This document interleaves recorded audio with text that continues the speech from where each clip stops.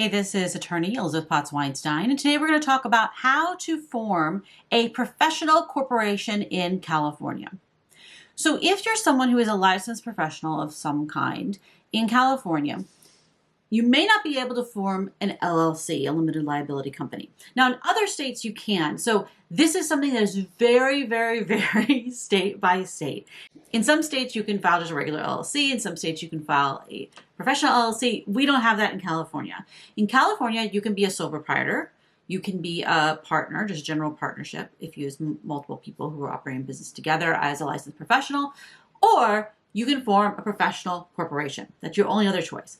Now, just to let you know, your professional corporation can be taxed as an S Corp or a C Corp. So you do have some tax options there. The option is for you to form as a professional corporation if you don't want to be a sole proprietorship or general partnership. Now, for a lot of my clients, it actually makes sense to start out as a sole prop if they're doing their own business for a little while, just to make sure that this works and they can make money this way and they're not going to go in-house or something. But assuming that you're ready to upgrade to a corporation, or you want to do that from the beginning just to do it all at once, this is what we're going to be talking about today. Now, before we get into BizFile and File It and all this stuff, we have to do some thinking about it. And first, we got to look at what are the laws that apply to you setting up your professional corporation. If you have a license that's either under the Business and Professions Code in California or the Osteopathic Code or Chiropractic Code, then you have to set up a professional corporation as opposed to regular corporation LLC. So I'm going to assume that we're not in the chiropractic osteopath. We'll look at that some other video. We're looking at the Business and Professions Code. So how do you know if you're on there? This is one of those legal things where I'm like, the best thing to do is just to look at the list, look at the code. I pulled up the 2021 California Code for Business and Professions, which is the one that's valid as of right now, as I'm recording this. And you can see that it covers a lot of different overall categories. We have dentistry, healing arts, which is all kinds of medical things. We have therapy stuff. Then there's a whole bunch of other categories that are included here. And so it's important to check this out and make sure that if you have some kind of license that you're not on this list, you're not in this code, this isn't where you're regulated. Now, side note, if this is going to be too much for you and you also don't want to hire a lawyer, then I recommend you go to the board who licensed you. And they'll tell you whether or not you need to have a professional corporation or if you can just do what you want. Probably you need a professional corporation, but they're the ones to go to about your specific industry. If you click on healing arts, then you're going to see all the different kind of categories that are under here. So obviously medicine, but also speech therapy, dietitians, nurses, osteopaths, psychiatric, acupuncture, social workers, so many categories are under here. So it's not just the obvious things that are licensed under this. Other professions, lawyers, attorneys, accountants, architecture, locksmiths. I mean, this is a very extensive list. So you want to check to see if you're on this list anywhere. And then you're going to actually need to dive into the specific rules. So let's look at, as an example, physical therapists. So let's say you do physical therapy. This is licensed under this act. And there's a specific section for physical therapy corporations. So I clicked on got through healing arts, physical therapy, and then clicked on physical therapy corporations. And there's a number of sections here. You're going to want to look at these sections and see what they say. All right, so a physical therapy corporation it has to be doing physical therapy. I mean, that's pretty obvious. You can't be terrible to people. I mean, that's what a lot of the rules are about. 92, 93. So here's the thing I was looking for. The name of a physical therapy corporation, and any names or names under which it may render professional services, like if you have a DBA, shall contain the word physical therapy or physical therapist and wording or abbreviations denoting corporate existence. So if you're a physical therapist, you have to have the words physical therapy or physical therapist in the name of that professional corporation, and then have, corporation or something at the end of it. I have PC at the end of my professional corporation. So this is something that's really important for you to do. Not only do you need to look at whether or not you even need to do a professional corporation, but you have to see if any specific words need to be included, which typically will denote of the kind of profession that you are. And everyone has its own rule. So this is something you have to really dive into. The next thing you need to look at is whether or not there's going to need to be other paperwork filed. And so, for example, and I pulled this up, for example, in the legal profession, I have to, for my professional corporation, actually apply for the issuance of a certificate of registration as a law corporation. So you want to look at, this is required by your board, right? This is something you do with your licensing board. The next thing you're going to do, now that you know what the name is, what's going to be required, is you're going to form your corporation. And it's pretty much the same way you're going to form any other kind of entity. So you would log into BizFile, create a login, which all you have to do is just click on the login that's going to be over on the top right, and then you create a login with your name, email, etc. Then you go to Forms, and you can file your corporation. And so you're going to look for, where is it right now? Articles of Incorporation, CA, Corporation, Professional. Okay. So first is this big, huge privacy warning that the first time you really need to read, but I've read it many times, so I don't need to do that. The submitter is just your name, like your name, email address, and phone number. This information is not public, but it is so that they can contact you if there's something wrong with it. I'm just going to skip that for right now. Did you already reserve the name? So I'm going to say no. And let's say I'm just going to do another legal business, EPWPC, which is, I'm obviously not going to be filing this. And then you have to put the initial street address and the initial mailing address, which can be the same. So I'm going to put my address for my current corporation, and then I can put in the mailing address. You just click on this little pop-up and it'll copy it over, which is super nice. Directors. So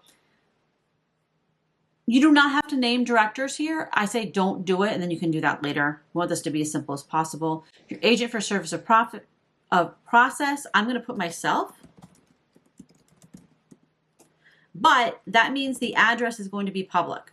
So if you work from home and you don't want your address to be public, here is where you could designate a California registered corporate agent like Northwest or something, and you first set it up with them and pay them money. But you could select that here, and they don't have to be the same profession as you. They just are the corporate registered agent to accept legal documents on your behalf. Then you go to the number of shares and the purpose of the business. Okay, so number of shares. Typically, you want to just put enough shares such that if you bring in other people, you can issue shares to them. So, I don't know, a lot of times I put 10,000. You can put 100. It really is up to you, and there's a lot of different strategies for that.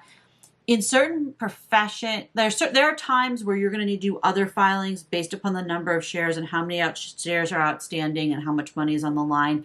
That's way beyond the scope of this video. But it is something to be aware of, that this can impact things later. You don't have to issue all these shares. These are just the shares that exist, and then you can issue one of them later, or you usually don't issue one, 100 of them, or whatever you want to do. The purpose is, so here I would put legal services, but like you can change, this would be for your profession, physical therapy, whatever. File date, usually going to put current date, but sometimes you want a future file date. So you can take advantage of the first year currently of any corporation. You don't have to pay the $800 franchise fee minimum. So you may want to, if it's December, you may want to set January 1st. Attachments, there are times you want to do this, but probably not. Then you now check over everything, which obviously I left some of this blank, but it wouldn't be blank for you. And then you can do your electronic signature.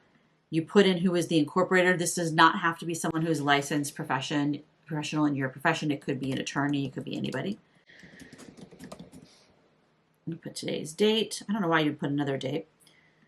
Now you can review it and pay any fees. Right now the processing fee is $0. That will not be true in the future. It'll be some other amount of money, which is a special exception until, June 30th, 2023. Typically, I do want to get a certified copy because you're going to need that eventually. Might as well just do it right now.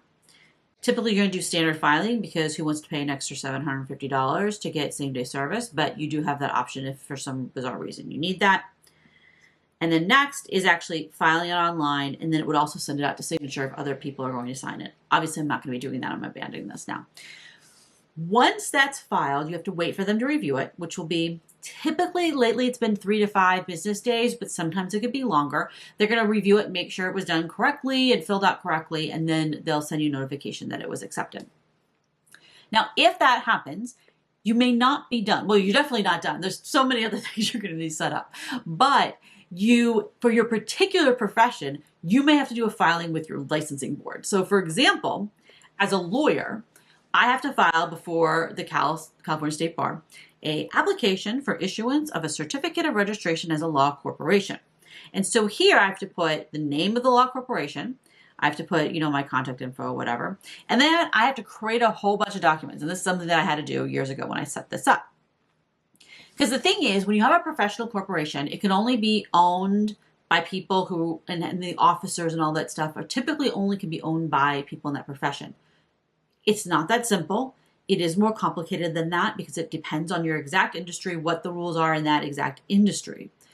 However, it's going to be aware of, you need to look into that. If you want to have someone else be the corporate secretary, if you want to go into business with another person who is not licensed in your profession or has a different license, it becomes more complicated very fast. You may need a lawyer to look at that for you and make sure it's set up correctly. But you're going to have to look at whatever, if you have to file a certificate of registration, which is not every board requires it, but if you do, they're going to have a bunch of things you're going to put in your bylaws and such. So for example, in my bylaws, it says that only lawyers can own my corporation. Now, that's fine because I'm the only person who owns it, but it says that, okay?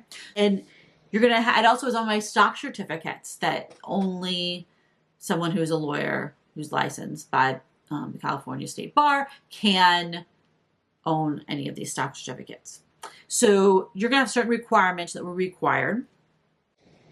And in here, I also would have to attach a 2-page certified copy. So this is one of the reasons you need the certified copy. So you can attach it to your certificate of registration. And one of the other things I have to do as a professional corporation in California is I can't just delegate all the liability to the corporation. I actually retain some of the liability. And now I have malpractice insurance, so that's fine. But there's special rules for professional corporations because you're a licensed professional. So you're going to need to be aware of what liability you still maintain, that you still have.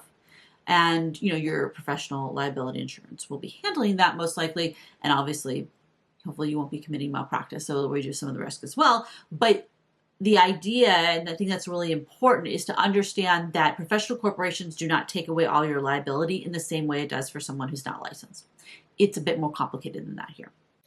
Again, this is attorney Elizabeth Potts Weinstein. I hope this video was helpful. It's a bit complicated, and this may be one of the times where you're going to need to hire an attorney. But if you really go through the code, if you go through all the rules, if you talk to the licensing board for your profession, you may be able to do this yourself.